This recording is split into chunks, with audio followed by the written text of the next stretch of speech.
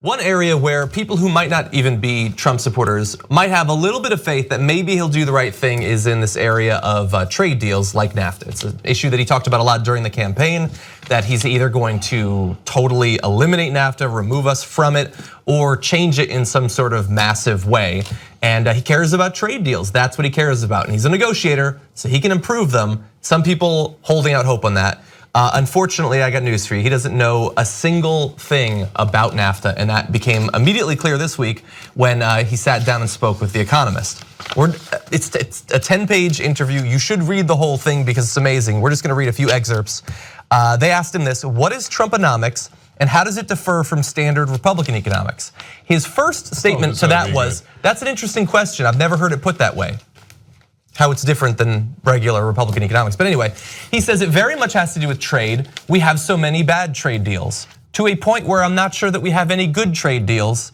I don't know who the people are that would put us into a NAFTA, which was so one-sided, both from the Canada standpoint and from the Mexico standpoint, so one-sided, which I think would be at least two sides, since they're not the same country. Yeah, it's weird that it's so one-sided and then the word both is used. But yeah, he said put us into a NAFTA, which worries me that he may not know what the letters actually mean in NAFTA.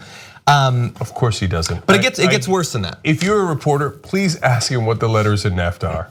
You're gonna get a great answer. Yeah. You're gonna get famous. Just ask him. It's fake acronyms. But anyway, they go on to say, so it sounds like you're imagining a pretty big renegotiation of NAFTA. What would a fair NAFTA look like? Trump says big isn't a good enough word, massive. The Economist says huge.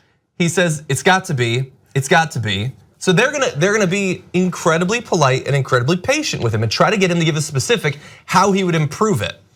They say, what would it look like? What would a fair NAFTA look like? And he says, no, it's gotta be. Otherwise, we're terminating NAFTA. Again, what would a fair NAFTA look like? I was all set to terminate, you know?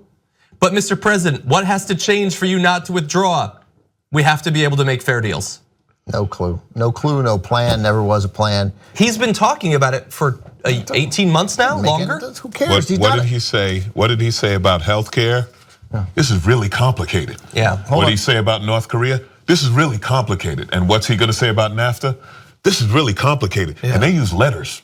They use those. What do those letters mean? You know, I mean, that's his excuse for every one of these. Every campaign promise he made, when the issue actually has come up in the White House, he has said, he literally has said, this is very complicated. Like, I have no idea. I had no idea that this was difficult or there was depth to this issue, et cetera. And this will just be one more time where that same excuse will come up. I mean, those answers were hilarious because it's literally like he was answering different questions than what were being asked. That was true. It happened with Lester. It happened with Lester Holt too. I mean, he's not equipped. This is not a serious person. This guy perpetrated a fraud.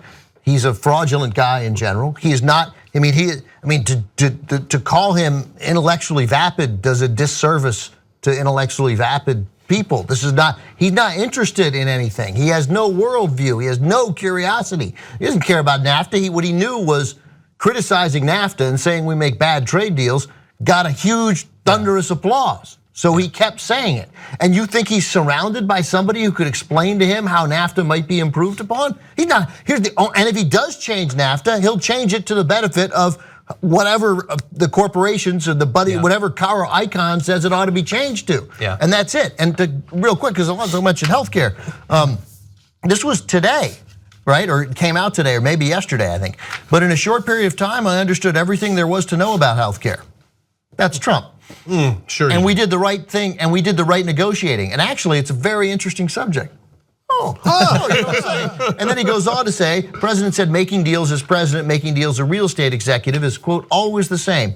You have to know your subject, and that would be the misconception of misconceptions for that. I mean, it's not that I always had healthcare for my company, but it's not that it was something that just wasn't high on my list. I had people that negotiated for my company. Oh, well, okay, he's got it.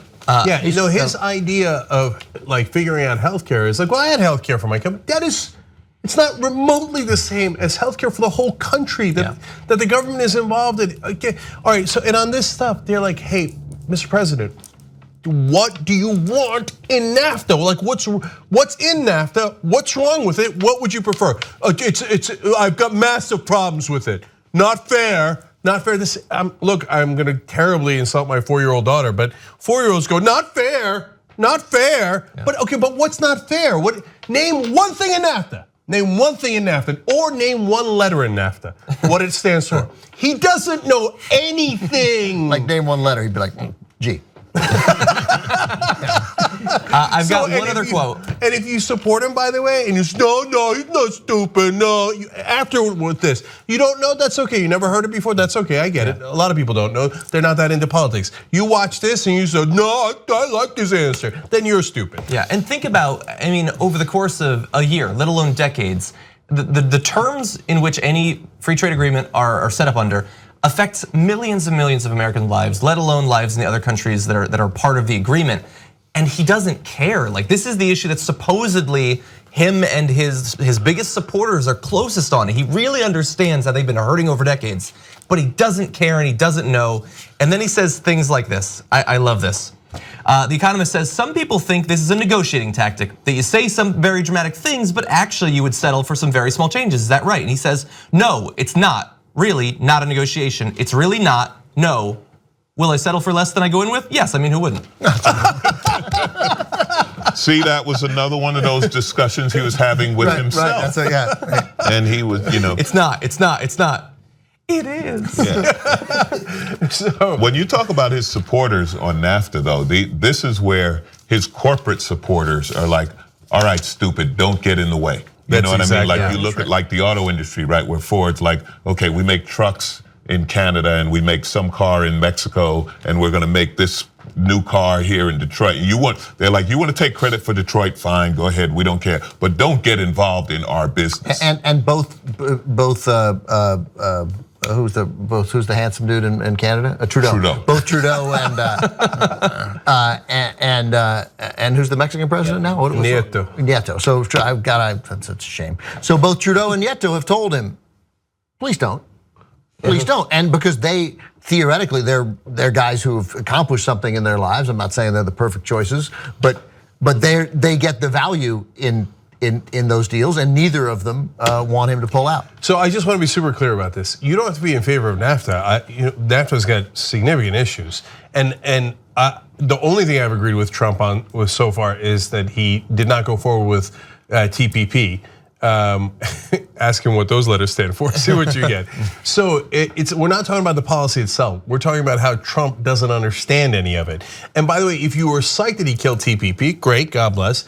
And that you think that he's going to actually take away NAFTA. I mean, look all the terrible things he just said about NAFTA right there in that interview, right? He's not doing it.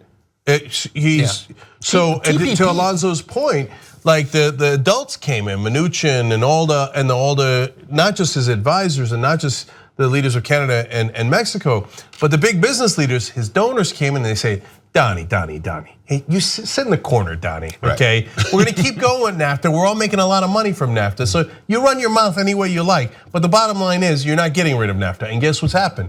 He hasn't gotten rid of NAFTA. Yeah, and getting rid of TPP wasn't a thing to get rid of. Yeah. It's the easiest thing in the world. Yeah, because it wasn't implemented. You just have to say no. That's it, you're done with you. NAFTA requires work. But real quick on the healthcare thing, because it's so related, just that notion, because to me it says what we know happened. But in a short period of time, I understood everything there was to know about healthcare, everything, forgetting that who talks that way. But I'm sure he's probably referring to an actual meeting, right? Mm-hmm. And 21 minutes in or 44 minutes in or something, he was like, overwhelmed. And he was like, I got it, thanks for coming in. Mm-hmm. Right? Because that's as far, and that's as far as anybody's gonna get with explaining NAFTA to him. You got 18 minutes. And talk fast, and that's as far as he's gonna go. He's not curious, he doesn't know the follow-up question to ask, and he can't answer the simple. He couldn't answer the start-off question from The Economist, which essentially was, what is your economic plan? How is it different than George Bush's and Ronald Reagan's? Yeah. It should be a freebie, right? That's a softball. It's designed right? It's designed for him to say, my economy is this, that it's gonna reach out and affect, gonna pick Americans back up, get people back to working who haven't had a meaningful job in 10 years. You could even do broad strokes there. Right, totally. Yeah, and you could throw in one example of how your tax cut's different than the Republican tax cuts of the past, or your healthcare plan differs. It's so easy. You could say NAFTA. Like those guys were they were free traders, and free traders have hurt American workers. So I'm going to have the tax cuts that they had because that's going to stimulate the economy. We're going to save jobs and we're going to protect jobs here in America. We're not going to be working again. Yeah. It's an answer at least. It's wrong, right? But it's He an may answer. have heard you say that, and we may be hearing that next week. Couldn't get it out. He's rewinding right now. What did that guy say? What did the Jew on the end say? Yeah, I mean, like when he says, like, I figured out all there is to know about healthcare. Any one sentence of Donald Trump would have been the biggest scandal of Obama's administration. That's right. Like if Obama had said, I figured out everything there is to know about healthcare, they would have been like, how dare you say, what a ridiculous, outrageous thing to say. Look at how haughty Barack Obama is. He thinks he knows everything. And okay, then what is this? And what is this? And they would have grilled him and it would have mushroomed into Benghazi. There was more concern over how he said Pakistan than saying, I know everything about healthcare. There was more concern over him wearing a tan suit. That's true. Than him saying, I know everything about health. He wore a tan suit and we were about to shut this country down. And by the way, he wore that tan suit. He looked great. Well, he wasn't a handsome guy from Canada, but he did all right. Young Turks now has over 6 billion lifetime views. You know who did that? You did that. We're now larger than CNN, ABC, you name a news network online, we're larger than them. And you built all that as everyone scoffed and didn't believe. And here we are, guys, thanks to you. Build independent media together with us at tytnetwork.com/join.